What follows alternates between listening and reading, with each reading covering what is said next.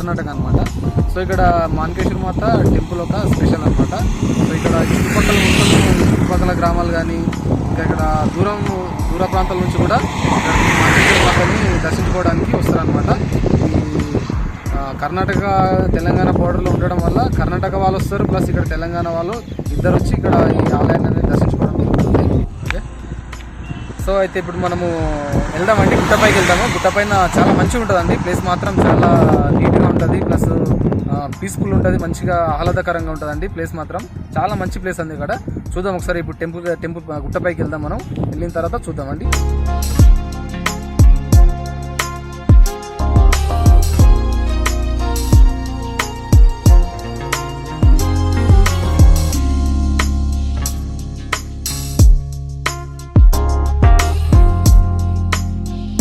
ఇది ఎంట్రన్స్ అండి. ఇది ఇక్కడ నుంచి లోపలికి వెళ్ళాలన్నమాట మనం.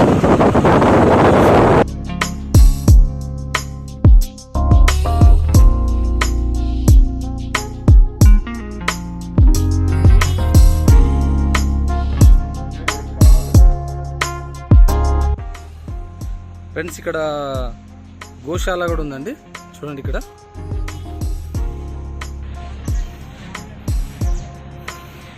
ఇక్కడ ఏం లేవండి, బయటికి తీసుకెళ్ళినట్టున్నారు మేతకి.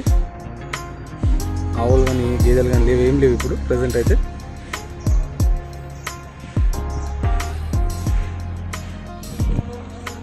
ఫ్రెండ్స్ చూడండి ఫ్రెండ్స్, గోశాల ఇట్లా ఉంటుంది.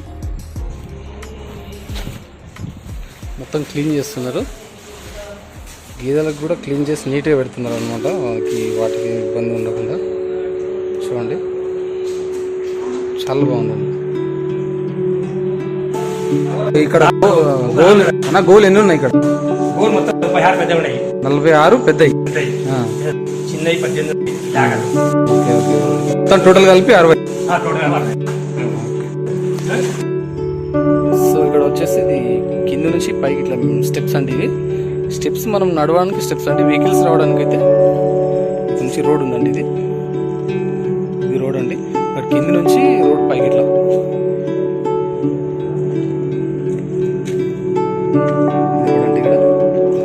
ఇక్కడ పార్కింగ్ ప్లేస్ అన్నమాట. ఇది మొత్తం ఇక్కడ వెహికల్స్ పెట్టుకోవడానికి టోటల్ వెహికల్స్ ఇక్కడ పార్కింగ్ చేస్తారు అన్నమాట. ఇక్కడ నుంచి పై వరకు పెద్ద వెహికల్స్ అనేవి అక్కడ పార్క్ చేస్తారన్నమాట. సో ఇప్పుడు పైకి వెళ్దాం.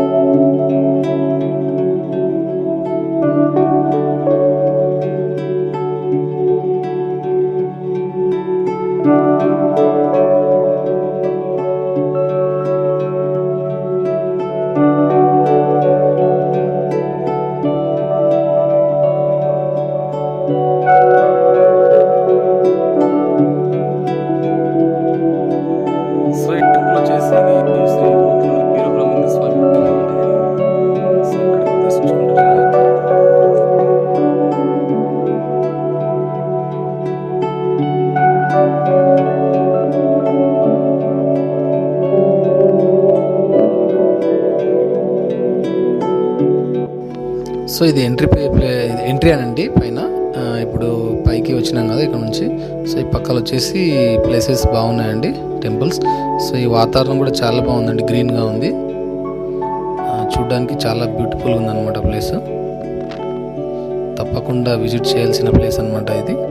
సో ఇప్పుడు మనము లోపలికి వెళ్తున్నాం. ఇప్పుడు ఇక్కడ లెఫ్ట్ సైడ్ వెళ్తే అమ్మవారి ప్లేస్ ఉంటుంది అనమాట. ఇక్కడ రైట్ సైడ్లో వచ్చేసి రూమ్స్ ఉన్నాయన్నమాట. సో ఇక్కడ అమ్మవారికి సేవ చేసుకునే వారితో పాటుగా ఎవరైనా ఇట్లే దూర ప్రాంతాల నుంచి వచ్చిన వాళ్ళు ఇక్కడ స్టే చేయడానికి ఈ రూమ్స్ యూజ్ అవుతాయి అనమాట. బాగున్నాయండి ప్లేస్, చాలా బాగుంది. ఇప్పుడు ఇక్కడ లోపలికి వెళ్తున్నాం మనం. ఇప్పుడు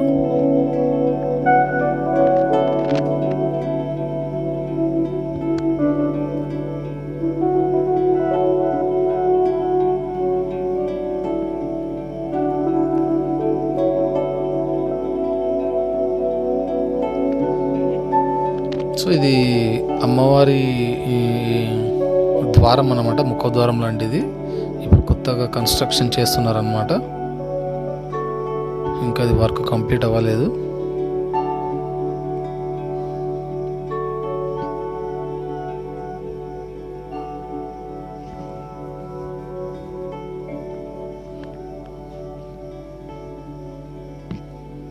ఈ ప్లేసేనండి, ఈ ప్లేస్లో అమ్మవారిని దర్శించుకోవడానికి ఈ ప్లేస్ ఇక్కడ దర్శించుకుంటారు అనమాట అమ్మవారిని.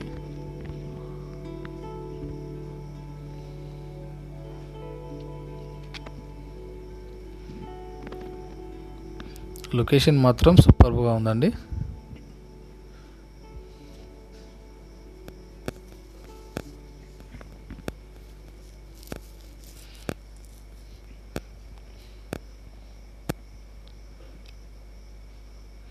ఇక్కడ ఈ షెడ్ ఉంది కదా, ఇది చిన్నది. ఇక్కడ అమ్మవారికి ఏదన్నా యజ్ఞాలు కానీ, హోమాలు కానీ, పూజలు కానీ ఏమన్నా భక్తులు అక్కడ చేస్తారనమాట. ఈ ప్లేస్ వచ్చేసి అమ్మవారిని దర్శించుకునే ప్లేస్ అనమాట. మెయిన్ ఇక్కడనే భక్తులు అనేది అమ్మవారిని దర్శించుకుంటారు ఈ ప్లేస్లో.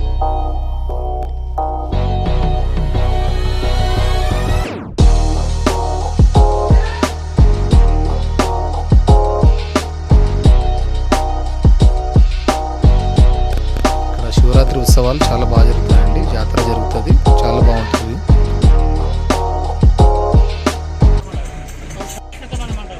సో ఫ్రెండ్స్, ఇవి వచ్చేసి అమ్మగారి వెహికల్స్ అనమాట. ఇవి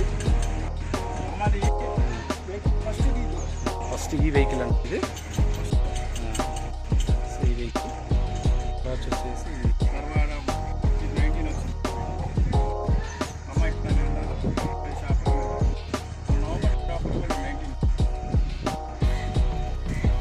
సద్గురు మాణికేశ్వరి మాతాయనమ. మేము యానాగొండకి హైదరాబాద్ నుంచి 1980 నుంచి వస్తున్నాము. అమ్మగారు మేము మా తల్లిదండ్రులు, మా తాతలు అప్పటి నుంచి మేము అమ్మాయి దగ్గరికి వస్తున్నాము. అమ్మ దగ్గరికి నేను రావడము 1980 నుంచి వస్తున్నా. అమ్మగారి చిన్నప్పటి నుంచి అమ్మ నిరాహార దీక్ష వెళ్తారు. అన్నము, నీళ్ళు, గాలి ఏం లేదు. అమ్మ పుట్టిన స్థలము మల్లబాద. మా అమ్మ తల్లిదండ్రులు ఆశప్ప, బుద్ధప్ప.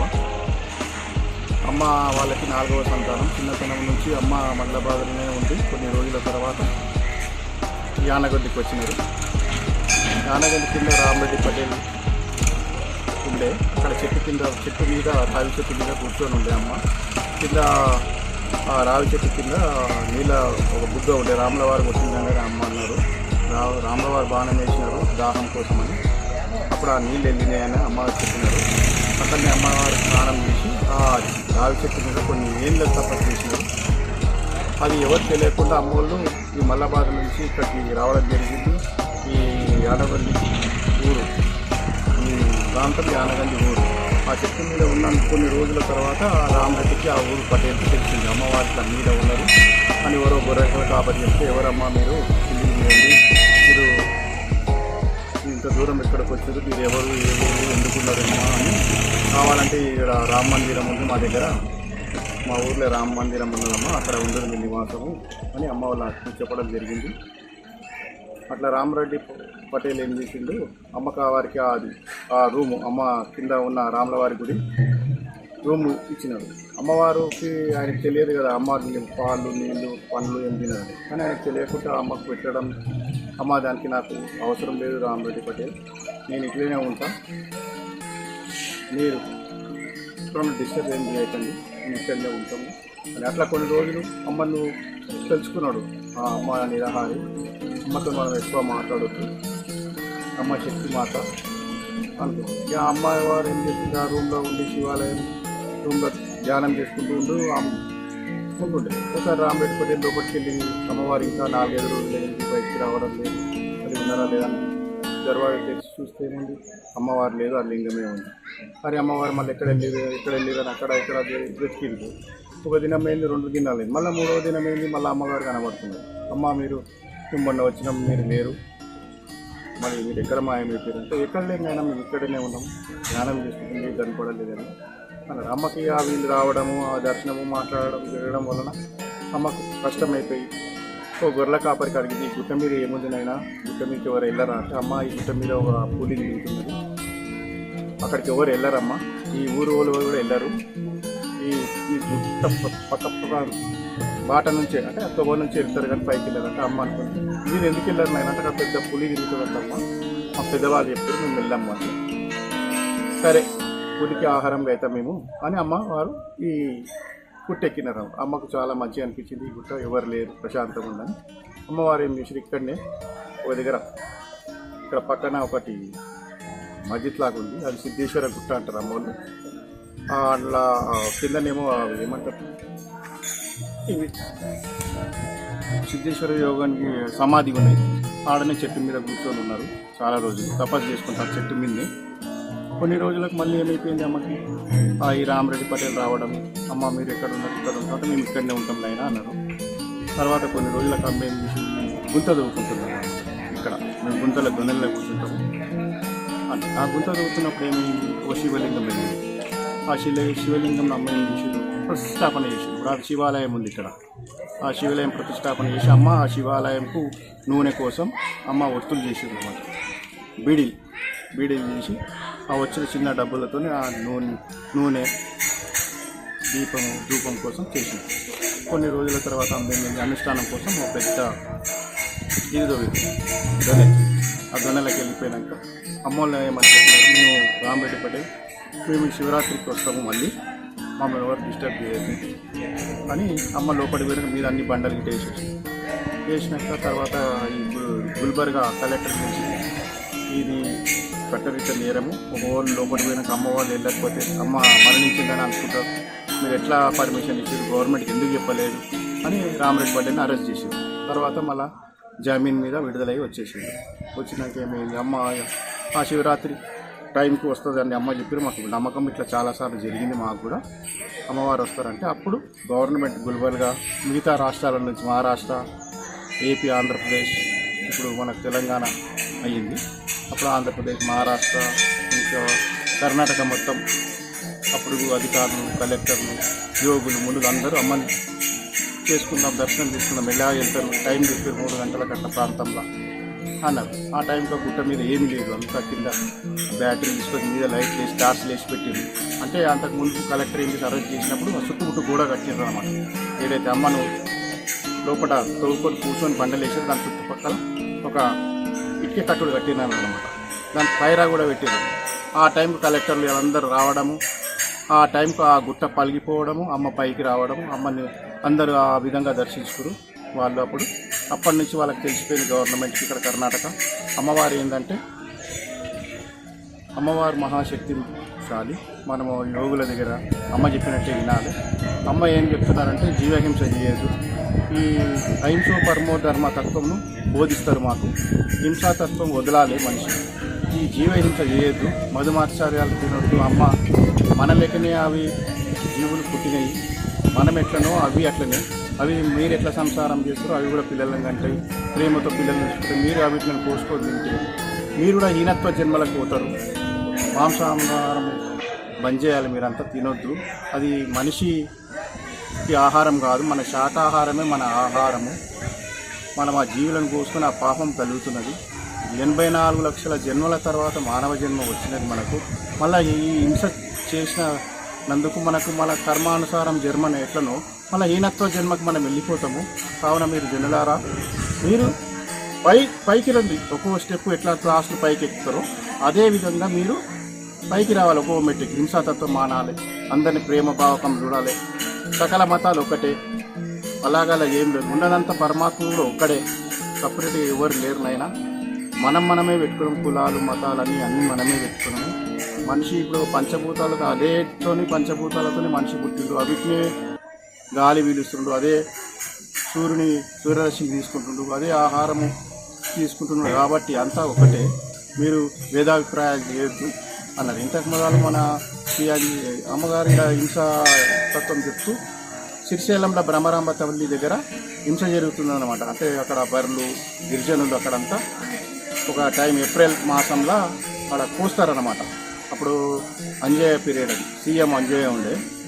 అప్పుడు ఏం చేశారు, అమ్మ ఇక్కడ నుంచి మాయమైపోయారు, డైరెక్ట్ శరీరంతోనే మాయమైపోయి అక్కడ ఉండి అక్కడ అది మాంసాహారం బంద్ చేసి బలి ఇక్కడ బలి చేస్తుండే, ఎద్దులు బర్రెలు ఇస్తుండే అంట, అది బంద్ చేపించేసారు అమ్మోళ్ళు.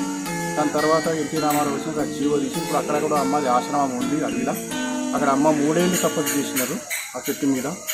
శ్రీశైలం పోయినప్పుడు అక్కడ ఎవరైనా అడిగితే చెప్తారు అమ్మ ఆశ్రమం ఎక్కడ ఉందని. పాతాళ గంగ దగ్గరనేమో సుఖాశ్రమం అని ఉన్నది.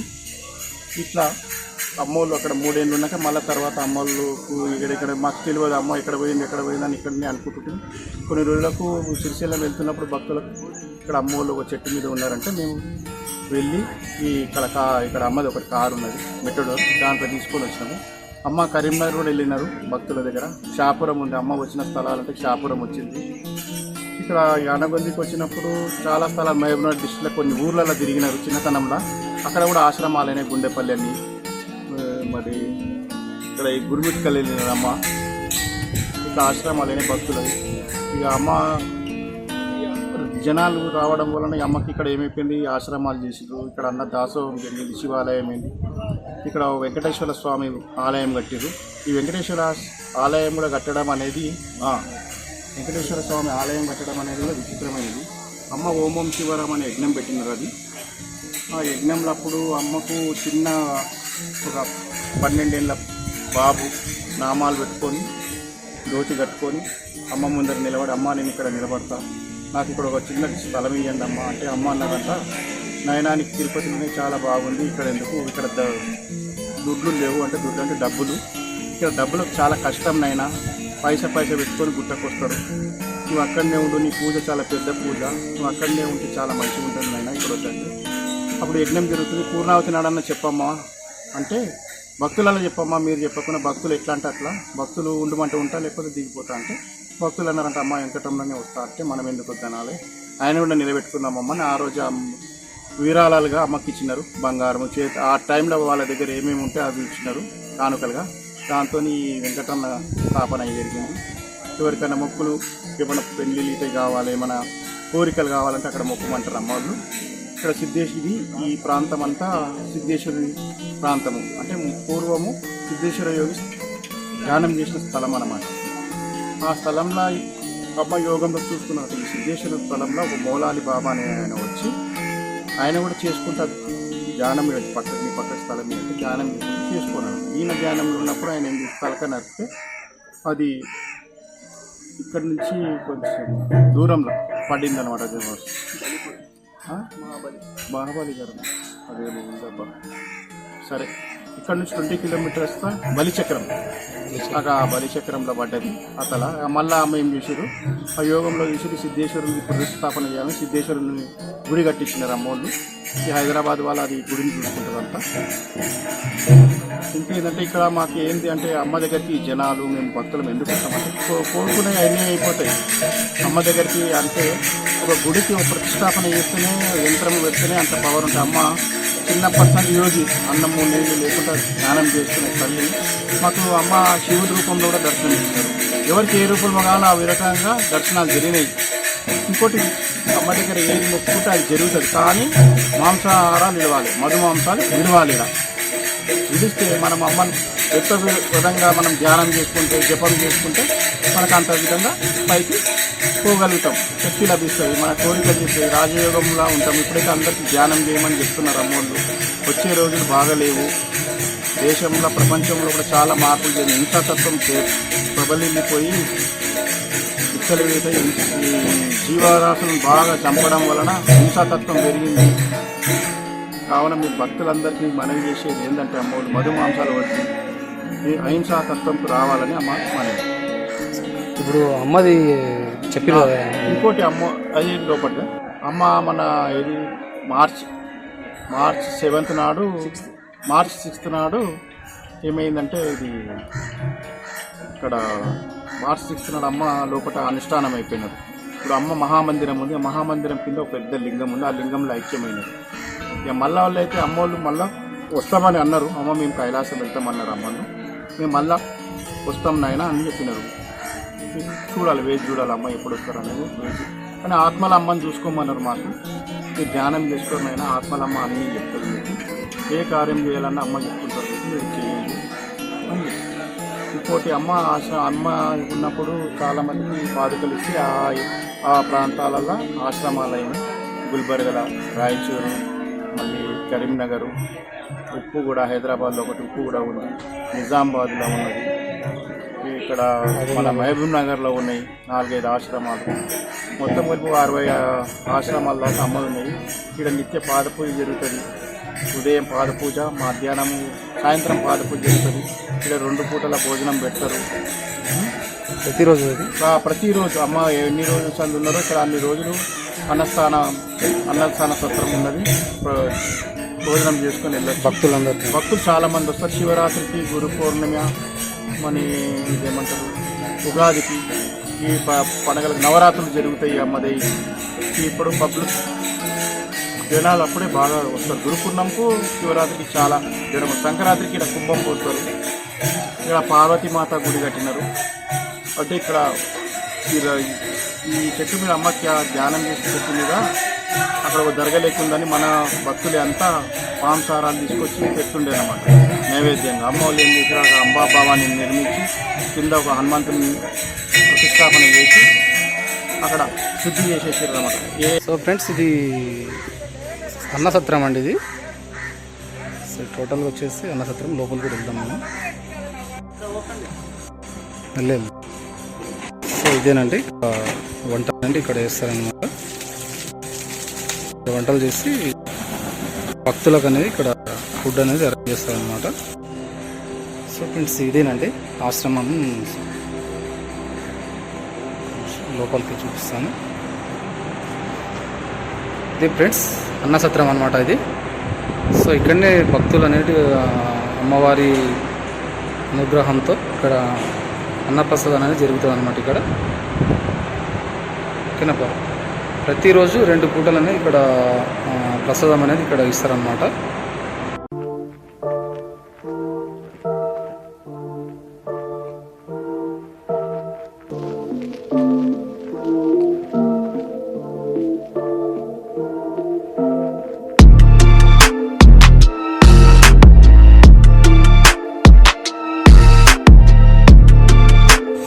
చూసారు ప్లేస్ మాత్రం చాలా ఉంటుందండి. చాలా హ్యాపీ ఉంటుంది. ప్లేస్ మాత్రం చాలా పీస్ఫుల్గా ఉంటుంది. చాలా బాగుంటుంది ఫ్రెండ్స్. వచ్చేసి చిన్న గోపురం అండి. ఇక్కడ భక్తులు ఇక్కడ కాయిన్స్ నిలబెడతారు అనమాట. దీనిపైన కాయిన్స్ నిలబడితే వాళ్ళు ఏదన్నా మొక్కుకుంటే అది అనేది సక్సెస్ అని వాళ్ళ భక్తుల యొక్క నమ్మకం అనమాట.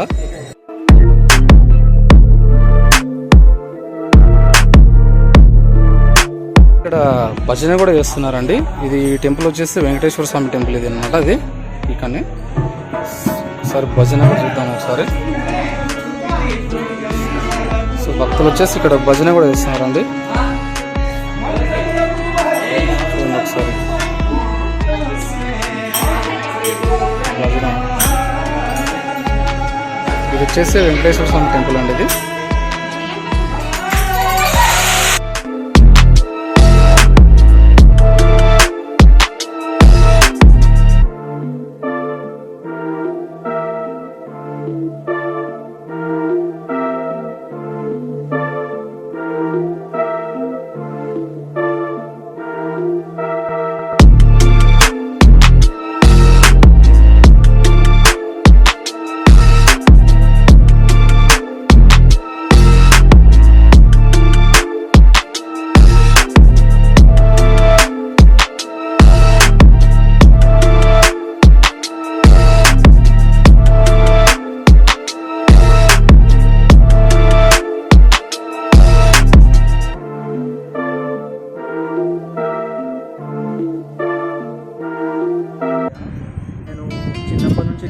ఇక్కడికి వస్తాం అనమాట. మా మమ్మీ వాళ్ళు చిన్న ఉన్నప్పటి నుంచి ఇక్కడికి వస్తారు.